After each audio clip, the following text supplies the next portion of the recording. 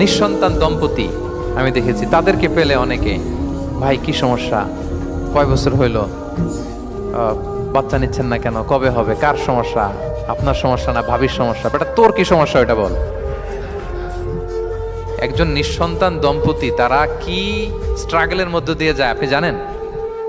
এটা তার জন্য পরীক্ষা। ওই পরীক্ষার মধ্যে আপনি খুঁচিয়ে খুঁচিয়ে, মানে সে kind of is a gynaecologist, সে আপনার ইয়ে করতেছে, ট্রিটমেন্ট দিচ্ছে, ভাই কি হয়েছে, এইটা ওইটা, তাদেরকে বিব্রত করে একটা পরিস্থিতিতে ফেলা, এম্বারাসিং একটা সিচুয়েশনে ফেলা, এটা হারাম।